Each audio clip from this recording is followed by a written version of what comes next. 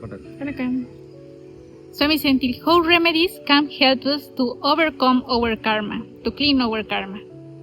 கர்மன்னு சொல்லக்கூடியது பார்த்தீங்கன்னா எல்லா மனுஷனுக்கும் கர்மங்கள் உண்டு. இப்போ உங்களுக்கு இருக்கும், எனக்கும் இருக்கும், எல்லாருக்குமே உள்ள கர்ம தோஷங்கள் உண்டு. யாருமே வந்து எல்லாமே சந்தோஷம் வாழ முடியாது, எல்லாருமே வந்து கஷ்டத்திலும் வாழ முடியாது. அந்த கஷ்டத்திலிருந்து வெளில வரதா கர்மத்தில் வெளில வருது. தோஷ நிவர்த்தி என்ன வழி?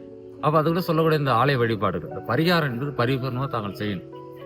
செய்யோட இந்த பரிகாரம் அப்போ உங்களுடைய கஷ்டங்கள், இப்போ வந்து எனக்கு வந்து தொழிலில் பிரச்சனை, எனக்கு குடும்பத்தில் பிரச்சனை இருக்கு, இல்லை திருமணம் ஆகலை, எனக்கு குழந்தை இல்லை, இது மாதிரி நிறைய பிரச்சனைகள் இருக்கும். பிரச்சனைக்கு என்ன பரிகாரம் சொல்றாங்க, அந்த பரிகாரத்தை வந்து நம்ம பரிபூர்ணமாக ஃபர்ஸ்ட் நம்ம செய்யணும். அப்படி செய்து வரும்போது உடனே செஞ்சா உடனே சரியாயிடுமா அப்படின்னு கேட்டால் உடனே என்ன நடக்காது, கொஞ்சம் கொஞ்சமாக தான் சரியாகும். அதாவது நம்ம செஞ்ச உடனே வந்து எனக்கு இந்த கர்மதோஷம் நிவர்த்தி இடமாலும் கிடையாது, 1க்கு 4 முறையே செய்யணும். அதாவது இந்த தெய்வத்தோட இந்த வழிபாடு என்பது முறைப்படி செய்யணும்.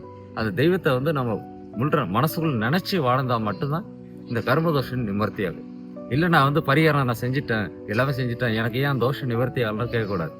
அதுக்காக உள்ள அந்த பிரதிவிதி நம்ம முறைப்படி செய்யறதுனால தான் அந்த கர்மதோஷம் நிவர்த்தியாகி நம்மளுடைய வாழ்க்கையில் உள்ள படிப்படியாக வளர்ச்சி முன்னேற்றம் என்பது நமக்கு கிடைக்கும்.